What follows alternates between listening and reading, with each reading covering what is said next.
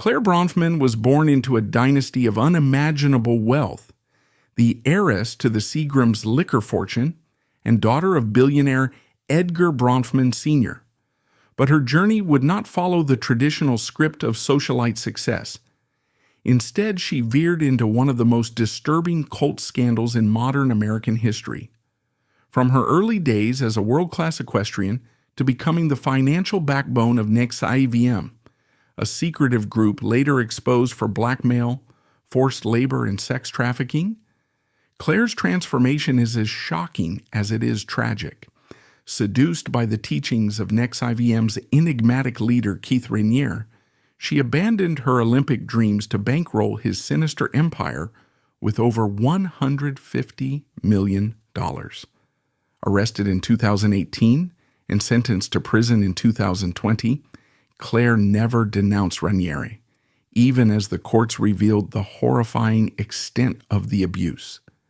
In this video, we dive deep into how a billionaire heiress became a convicted felon, and how loyalty, power, and a desperate search for meaning led her from the show ring to the courtroom. This is the chilling descent of Clare Bronfman. Clare Bronfman's life began in a world of unimaginable privilege, a realm where wealth was not just a resource, but a defining force. Born on October 7, 1979 in New York City, she was the younger daughter of Edgar Bronfman Sr., the billionaire titan behind the Seagram's liquor empire, and Georgiana Rita Webb, a British woman whose bohemian spirit contrasted sharply with her husband's high society stature. Clare's entry into the world coincided with the unraveling of her parents' marriage, a divorce that fractured her childhood and set the stage for a life spent navigating disparate worlds. Her upbringing oscillated between her mother's eclectic, nomadic existence in England and Kenya and her father's opulent residences in Manhattan, Westchester, Virginia, and Sun Valley. This dichotomy left Clare perpetually unmoored, too affluent to blend into her mother's free-spirited circles, yet too awkward and introspective to fully inhabit her father's elite social sphere. Despite the designer clothes and private jets, Clare struggled to find her place, a young woman caught between privilege and disconnection. For Clare, traditional education was an obligation rather than a pursuit. The structured world of classrooms and textbooks held little allure for a girl whose spirit was tethered to the open fields and the rhythmic cadence of hoofbeats. Schools, whether prestigious institutions in New York or boarding facilities abroad, were mere waypoints in her journey, attended to satisfy familial expectations, but never capturing her heart. Her true education unfolded in the stables, where she discovered a passion that would define her early years: equestrianism. Horses were not merely a hobby for Clare, they were her refuge, her obsession, and the cornerstone of her identity. From her preteen years, she immersed herself in the demanding world of competitive riding, displaying a discipline and focus that belied her privileged upbringing. The stables offered a sanctuary where her wealth was irrelevant, her insecurities muted. Here, success was measured not by her last name, but by her ability to forge a partnership with her horse, to navigate complex courses with precision and grace. Clare's dedication to equestrianism was matched by a natural talent that quickly set her apart. She trained rigorously, spending countless hours honing her skills under the guidance of top coaches in the United States and Europe. Her commitment paid dividends as she began to compete at increasingly elite levels, earning a reputation as a formidable rider with a bright future. By her late teens, Clare was no longer just a wealthy heiress dabbling in a sport. She was a serious contender in the international equestrian arena, a young woman whose skill commanded respect in a world where results spoke louder than lineage. By her early 20s, Clare Bronfman had established herself as a rising star in the equestrian community, her name synonymous with promise and achievement. Her competitive career took her to prestigious events across Europe and North America, where she faced off against the world's best riders. In 2001, at the age of 22, she achieved a significant milestone by winning the Grand Prix in the Netherlands, a victory that showcased her technical prowess and competitive drive. The win was more than a trophy. It was a declaration of her potential, a signal to the equestrian world that Clare was a force to be reckoned with. The following year, she added another feather to her cap by taking first place in a high-profile competition in Rome, further solidifying her status as an elite rider. These triumphs were not isolated. They were part of a steady ascent that saw Clare climb the ranks of the sport with remarkable speed.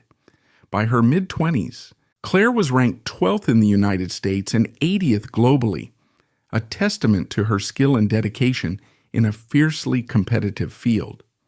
Her performances sparked speculation about her future, with many in the equestrian community whispering that a spot on the 2004 U.S. Olympic team was within reach. For Clare, these achievements were more than personal victories. They were a source of identity and purpose. The equestrian arena was a rare space where her wealth and insecurities faded into the background, replaced by the clarity of competition and the profound bond she shared with her horses. Each jump cleared, each course mastered, was a moment of transcendence, a fleeting escape from the uncertainties that plagued her off the saddle. Yet, even as she basked in the glow of her accomplishments, a quiet restlessness stirred within her. Clare's life, for all its outward success, was haunted by a deeper yearning, a need to find meaning beyond the ribbons and accolades. Her wealth, while a tool for accessing the best trainers and horses, could not fill the void of purpose she felt. She craved a sense of belonging, a mission that would anchor her in a world that often felt fragmented and fleeting. This vulnerability, this unspoken hunger for something greater, would soon lead her away from the sunlit fields of equestrian glory and into a darkness she could not have foreseen. The pivotal moment in Clare's life came in 2002, when her older sister, Sarah Bronfman, introduced her to NXIVM, an organization marketed as a professional development program. Founded by Keith Raniere, NXIVM promised to unlock human potential through courses in leadership, emotional intelligence, and personal growth. To the outside world, it appeared as a legitimate, if somewhat unconventional, self-help enterprise, attracting professionals, actors, and even heiresses like the Bronfman sisters. But beneath its polished veneer lay a far more sinister reality, a tightly controlled psychological maze designed to ensnare its followers, with Raniere at its center. Keith Raniere was a figure of magnetic complexity. Barefoot, soft-spoken, and perpetually clad in casual attire, he cultivated an image of approachable brilliance, a modern-day philosopher whose insights could reshape lives. He called himself Vanguard, a title that underscored his near-messianic status within NXIVM. To his followers, Raniere was a genius, a visionary whose teachings offered a path to self-actualization and global impact. His charisma was not loud or ostentatious. It was subtle, intellectual, and deeply seductive, drawing in those who, like Clare, felt adrift in their own lives. For a young woman who had spent her years searching for a place to belong, Raniere's message was a revelation. His promises of empowerment and purpose spoke directly to her deepest insecurities, answering questions she had not yet fully articulated. Clare's encounter with NXIVM was transformative. The organization's teachings, cloaked in the language of science and philosophy, offered a framework for understanding her place in the world. Raniere's emphasis on overcoming personal limitations resonated with Clare's own struggles with self-doubt and disconnection. His vision of a better, more ethical world aligned with her latent desire to make a meaningful impact. Within weeks of attending her first NXIVM session, Clare was captivated, her skepticism giving way to an almost fervent belief in Raniere's mission. The equestrian world, once her sanctuary, began to feel small and inconsequential compared to the grand ideals NXIVM espoused. The decision to abandon her equestrian career came swiftly and shocked those who had followed her meteoric rise. By 2003, Clare had walked away from the sport that had defined her, leaving behind a trail of trophies, rankings, and Olympic aspirations. The move was incomprehensible to many in the equestrian community, who saw her as a rider on the cusp of greatness. But for Clare, NXIVM offered something the stables could not, a sense of purpose that transcended personal achievement. The organization promised not just self-improvement, but a chance to change the world, a mission that tapped into her long-buried desire for significance. Relocating to upstate New York, NXIVM's operational hub, Clare immersed herself in the organization's culture. She enrolled in its intensive courses known as Executive Success Programs, which combined psychological exercises with Raniere's proprietary theories.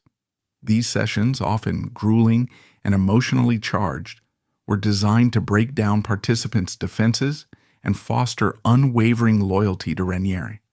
Clare's commitment was immediate and absolute. She rose quickly through NXIVM's ranks, earning a coveted position on its executive board. But her true value to the organization lay not in her participation but in her wealth.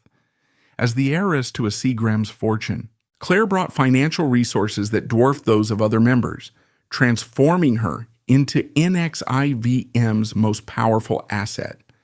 Clare's trust fund, swollen with billions from the Seagram's empire, became the lifeblood of NXIVM's operations.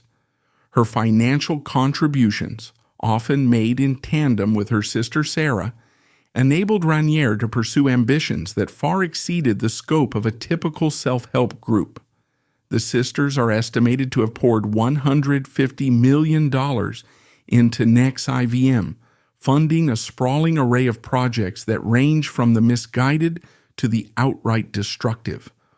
They bankrolled Raniere's ill-fated ventures into commodities trading, which resulted in losses of $66 million, a staggering sum that did little to dent Clare's fortune, but underscored her willingness to follow Raniere's directives without question. They purchased a private jet for $11 million, ensuring Raniere could travel in the style befitting his self-proclaimed status. Real estate acquisitions in Albany, paid for in cash, provided NXIVM with a network of properties that served as training centers, residences, and operational hubs. Clare's financial support extended to NXIVM's legal arsenal. The organization waged a relentless campaign of lawsuits against former members, critics, and journalists who dared to question its practices. These legal battles, often frivolous but always costly, were designed to intimidate and silence dissent, and Clare's wealth made them possible. She funded dozens of lawsuits, hiring top-tier attorneys and private investigators to pursue NXIVM's enemies. Her resources also supported the creation of Vanguard Week, an annual festival that celebrated Raniere's birthday with cult-like devotion. The event, complete with speeches, performances, and rituals, was a testament to Clare's role as both financier and fervent believer. Clare's devotion to Raniere was not merely financial, it was deeply personal and all-consuming. She viewed him not as a leader, but as a savior, a man whose vision could redeem her insecurities and give her life meaning. Whatever Raniere envisioned, Clare funded without hesitation. Whatever he desired, whether it was a new project, a legal offensive, or a personal indulgence, she provided. Raniere's true craving, however, was control, and Clare's wealth and loyalty made her an indispensable ally in his quest to dominate his followers, silence his critics, and reshape the world in his image. This absolute allegiance came at a profound cost. Clare's immersion in NXIVM severed her ties to the equestrian world, estranged her from family members, and eroded the independence she had once displayed in the saddle. Her identity as a rider, once so central to her sense of self, was subsumed by her role as Raniere's financier and enforcer. The restlessness that had once driven her to excel in competition now fueled her commitment to NXIVM, blinding her to the organization's growing darkness. The path that had begun with such promise, Olympic dreams, international acclaim, had veered irrevocably into the shadows, leading Clare into the heart of one of the most notorious cult scandals in modern American history. Clare and Sarah together funneled an estimated $150 million into NXIVM, a sum that fueled a sprawling array of projects and schemes. They bankrolled Raniere's disastrous forays into commodities trading, which hemorrhaged $66 million with nothing to show for it. They purchased a private jet for $11 million, ensuring Raniere could travel in the luxury befitting his self-proclaimed genius. Real estate in Albany became another focus, with the sisters acquiring properties in cash to serve as NXIVM's operational hubs. They financed a relentless barrage of lawsuits, dozens of them, targeting former members, journalists, and anyone who dared criticize the organization. These legal battles were not just defensive, they were weapons of intimidation, designed to silence dissent and protect Raniere's empire. Clare even co-founded Vanguard Week, an annual festival that celebrated Raniere's birthday with the fervor of a religious pilgrimage, complete with speeches, rituals, and unwavering adulation. Her influence extended beyond NXIVM's inner circle. In 2009, Clare orchestrated a high-profile visit by the Dalai Lama to Albany, an audacious move to lend NXIVM an air of global legitimacy. The event, which cost $2 million to arrange, was a public relations coup, at least on the surface. Years later, however, it would be revealed that Sarah had engaged in a sexual relationship with the monk who facilitated the visit, casting a shadow over the endeavor. The Dalai Lama's appearance was emblematic of NXIVM's dual nature, a carefully curated facade of respectability masking a reality of manipulation and moral decay. As NXIVM grew, so did its darkness.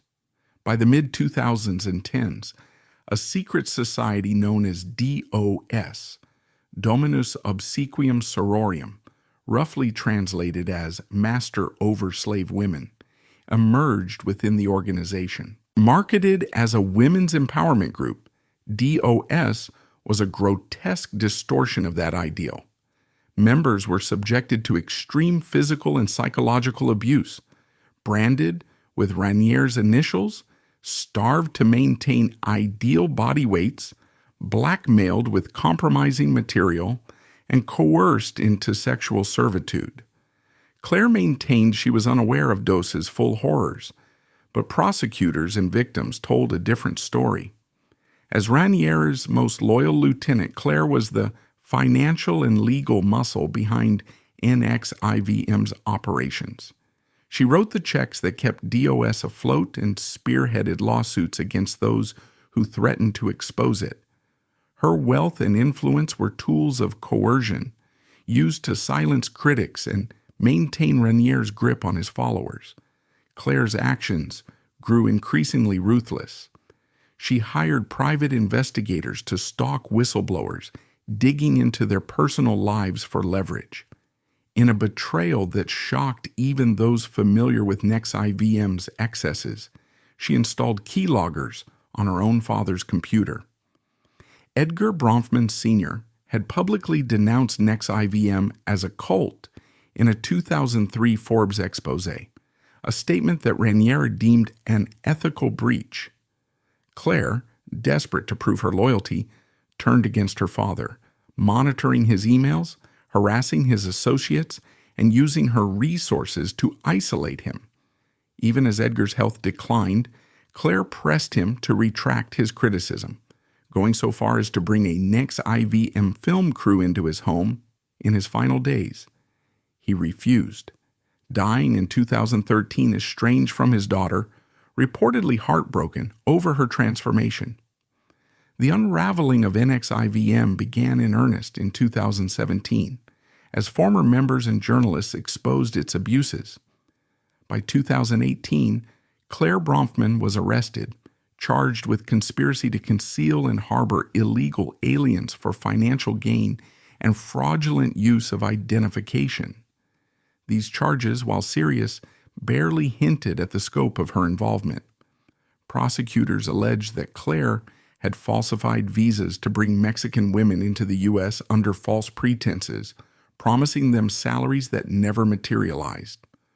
One woman, identified as Jane Doe 12, was promised $3,600 a month, but received just $4,000 over an entire year. Clare also used a deceased partner's credit card to shield Raniere's assets, a maneuver that underscored her willingness to bend the law to protect him. The human toll of Clare's actions was staggering. At her sentencing in September 2020, 9 women delivered victim impact statements, detailing the fear and devastation she had inflicted. They described her as a relentless enforcer, a woman who used her wealth to intimidate and destroy. Susan Duns, a former NXIVM member, pleaded with the judge, "Will you never stop?" Clare had pleaded guilty to the charges against her, but her demeanor suggested no true remorse. In a letter to the court, she defended Raniere, describing him as a transformative figure who had given her life meaning. The victims were outraged, the courtroom stunned by her unwavering loyalty to a man convicted of sex trafficking, conspiracy, and abuse. The judge sentenced Clare to 81 months in prison, over 6 years, a term longer than the 5 years prosecutors had recommended. The facts do not support leniency, he stated, emphasizing that her wealth had fueled NXIVM's crimes. You fund evil, you become part of it. Court documents laid bare the personal cost of her devotion. Insiders confirmed long-standing rumors of a sexual relationship with Raniere, painting a picture of a woman whose emotional entanglement with him had clouded her judgment. Unmarried and childless, Clare had poured her life into NXIVM, leaving her isolated from family and friends. Her time in prison was marked by health struggles, chronic liver disease and Meniere's disease, which caused vertigo and hearing loss, compounded the challenges of incarceration. Her lawyers cited the risk of COVID-19 in their pleas for early release, but the court held firm. By May 2024, Clare was transferred to a halfway house in the Bronx, where she remains under supervision. The financial penalties were severe. She forfeited $6 million and paid a $500,000 fine, but the true cost was incalculable. Her reputation, once tied to equestrian triumphs, was now synonymous with scandal. Her relationship with her sister Sarah was strained by their shared role in NXIVM's collapse. Sarah, though never criminally charged, faces civil lawsuits from over 80 former members and is implicated in profiting from the organization's real estate ventures. What sets Clare Bronfman's story apart is not just the scale of her crimes, but the depth of her conviction. She never renounced NXIVM or Raniere, even as the evidence of their harm became undeniable. At her sentencing, she stood resolute, her voice steady as she defended the man who had orchestrated her downfall. This unwavering belief, rooted in a desperate need for purpose, transformed her from a billionaire heiress with Olympic aspirations into a cautionary tale of manipulation and misplaced loyalty. Clare's journey from privilege to infamy underscores a haunting truth. Wealth and education are no shield against deception when the heart craves meaning. She entered NXIVM seeking a mission, but instead she became its financier, its enforcer, and ultimately its prisoner. Her story is not just one of personal failure, but a warning of how even the most privileged can be ensnared by charisma and conviction. Today, Clare Bronfman lives in the shadow of her choices, her name no longer a symbol of wealth or achievement, but a reminder of the damage wrought by blind devotion.